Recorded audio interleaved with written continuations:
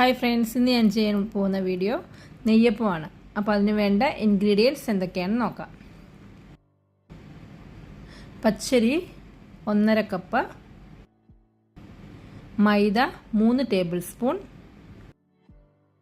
തേങ്ങാക്കൊത്ത് 1/4 കപ്പ്,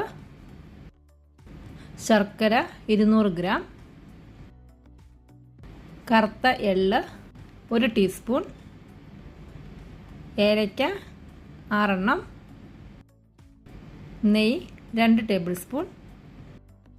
ഞാനിവിടെ പച്ചരി ഒരു 3.5 മണിക്കൂർ കുതിർത്ത് കഴുകി എടുത്ത് വെച്ചിരിക്കുന്ന അരിയാണ്.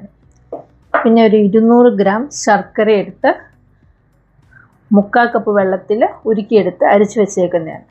നമുക്ക് ഈ കുതിർത്ത അരിനെ ശർക്കര പാനിയിലാണ് അരച്ചെടുക്കേണ്ടത്. അപ്പോൾ ഇതിനെ മിക്സിയിലേക്ക് ഇട്ട് കൊടുക്കുക.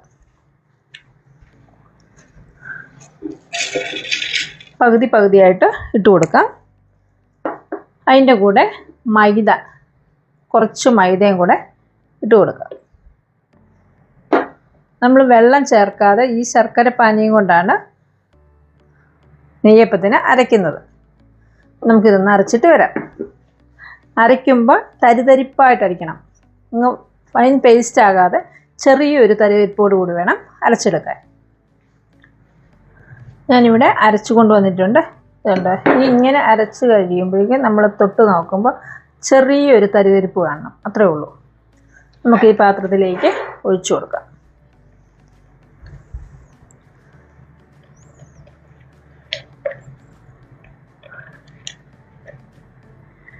ബാക്കി ഇതുപോലെ തന്നെ അരയ്ക്കണം. ബാക്കിയുള്ള അരിയും കൂടെ ഇതിലേക്ക് ഇട്ട് കൊടുക്കുക.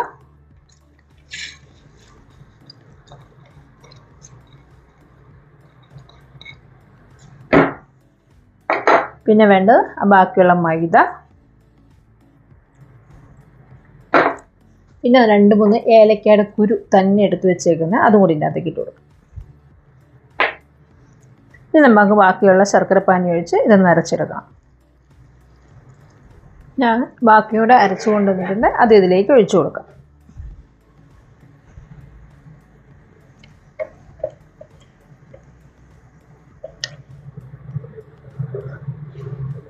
ഇതിനകത്തേക്ക് ഒരു നുള്ളു ഉപ്പ്. പിന്നെ വേണ്ടത് തേങ്ങാക്കൊത്ത് വറുത്തതാണ്. ഞാനിപ്പം തേങ്ങാക്കൊത്ത് ഇവിടെ വറുത്തു. ചൂടുണ്ട് ഇതിന്. നമ്മളിങ്ങനെ വറുത്ത് എടുത്ത് വെച്ചേക്കുന്ന തേങ്ങാക്കൊത്തിലേക്ക് നമ്മൾ എടുത്ത് വെച്ചേക്കുന്ന കറുത്ത എള്ള് അത് കൊടുത്തിട്ട് കൊടുക്കുക. എന്നിട്ട് ഇതൊന്ന് ചൂടാറാൻ വേണ്ടി, ആ ചൂടെല്ലാം മാറിക്കഴിഞ്ഞില്ലേ എള്ള് കരിഞ്ഞു പോകും. അതുകൊണ്ടാണ് ഞാൻ സ്റ്റൗ ഓഫ് ചെയ്ത് ചെറു ചൂടിൽ മാത്രം ഈ എള്ളിട്ട് കൊടുക്കുന്നത്. നമുക്കിതൊന്ന് മാറ്റി വയ്ക്കാം. അപ്പോൾ ആ ചൂടാറും നമ്മളിത് ഇളക്കുമ്പോഴേക്കും നമുക്ക് ഈ ലൂസ് മതി. ഇഡലി മാവിനെക്കാട്ടിലും കുറച്ചും കൂടെ ഒന്ന് ലൂസാണ്, അത്രേ ഉള്ളൂ. ഇനി നമ്മളിത് ഈ തേങ്ങാക്കൊത്തും കൂടി ഇതിൻ്റെ അകത്തേക്ക് ചേർത്തിട്ട് ഒരു അരമണിക്കൂർ അല്ലെങ്കിൽ 1 മണിക്കൂർ മാറ്റി വെക്കാം. എന്നിട്ട് നമുക്ക് നെയ്യപ്പം ഉണ്ടാക്കി എടുക്കാം. നന്നായിട്ട് ഇളക്കിയിട്ടുണ്ട്. ഇനിയിപ്പം നമ്മൾ എടുക്കുമ്പോൾ ഇച്ചിരി കട്ടിയാണെന്നുണ്ടെങ്കിൽ നമ്മൾ ഇച്ചിരി വെള്ളം കൂടി ഒഴിച്ച് 2 ടേബിൾ സ്പൂൺ വെള്ളം ഒഴിച്ച് കൊടുത്താൽ മതി. ഇപ്പം നമ്മുടെ എള്ളിൻ്റെയൊക്കെ ചൂട് മാറിയിട്ടുണ്ട്. അതിലേക്കിട്ട് ഒഴിച്ച് കൊടുക്കുക.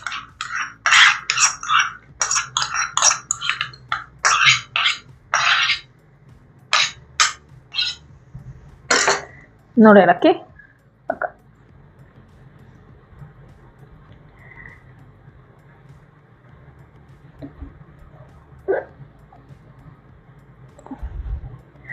ഇത്രേ ഉള്ളൂ. ഇനി നമുക്കിതങ്ങ് മൂടി വയ്ക്കാം. നമ്മുടെ മാവ് ഞാൻ കുഴച്ച് വെച്ചിട്ട് 1 മണിക്കൂർ കഴിഞ്ഞു. ഇപ്പം നല്ല കട്ടിയായിട്ടിരിക്കും. നമുക്ക് ഇച്ചിരി പച്ചവെള്ളം കൂടി ഒഴിച്ചു കൊടുക്കാം. 2 ടേബിൾ സ്പൂൺ പച്ചവെള്ളം ഒഴിച്ചു കൊടുത്തിട്ടുണ്ട്. ഇത് നന്നായിട്ടൊന്നുകൂടി ഇളക്കി കൊടുക്കാം.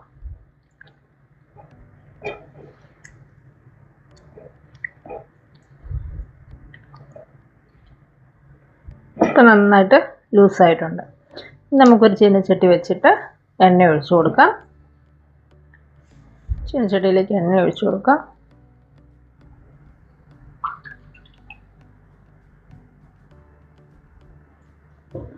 എണ്ണയൊന്ന് നന്നായിട്ട് ചൂടാകണം. നമ്മുടെ എണ്ണ ചൂടായിട്ടുണ്ട്. നമുക്കൊരു തവി മാവ് അതിലേക്ക് ഒഴിച്ചു കൊടുക്കാം.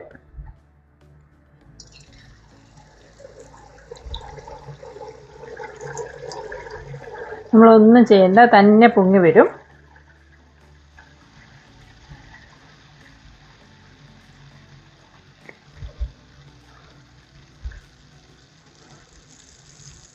അല്ല, പൊങ്ങി വന്ന് ഇനി നമ്മളിങ്ങനെ ചെയ്ത് കഴിഞ്ഞാൽ നന്നായിട്ട് പൊങ്ങി വരും. കണ്ടോ?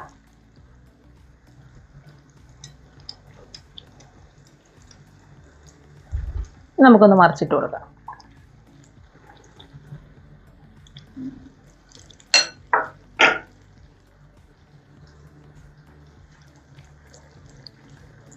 നമ്മൾ മൈദ ചേർത്ത് കൊടുക്കുന്ന നെയ്യപ്പത്തിന് അകം നല്ല സോഫ്റ്റ് ആകാൻ വേണ്ടിയാണ്. പുറകു ഭാഗം നല്ല ക്രിസ്പി ആയിരിക്കും, അകം നല്ല സോഫ്റ്റും ആയിരിക്കും നമ്മുടെ നെയ്യപ്പം.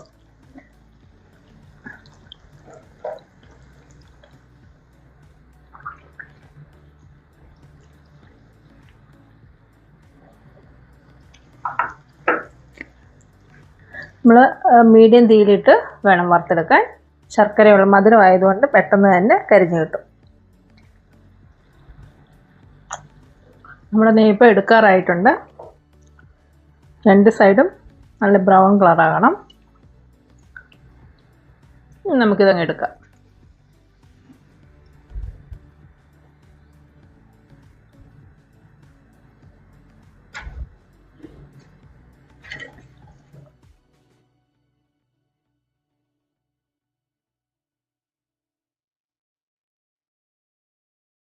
ഇപ്പോൾ എല്ലാം റെഡി ആയിട്ടുണ്ട്. സൈഡെല്ലാം നല്ല ക്രിസ്പി ആയിരിക്കും. ഉണ്ടോ? സൈഡെല്ലാം നല്ല ക്രിസ്പി, അകം നല്ല സോഫ്റ്റും ആയിരിക്കും. കണ്ടോ? അത് നല്ല സോഫ്റ്റുമാണ്. അപ്പോൾ എല്ലാവരും ഒന്ന് എനിക്ക് ഈ മാവ് കൊണ്ട് ഒരു 12 നെയ്യപ്പം ഉണ്ടാക്കി കിട്ടി. അപ്പോൾ എല്ലാവരും ഒന്ന് ട്രൈ ചെയ്ത് നോക്കുക. നല്ലൊരു വീഡിയോ ആയിട്ട് വീണ്ടും കാണാം. Thank you.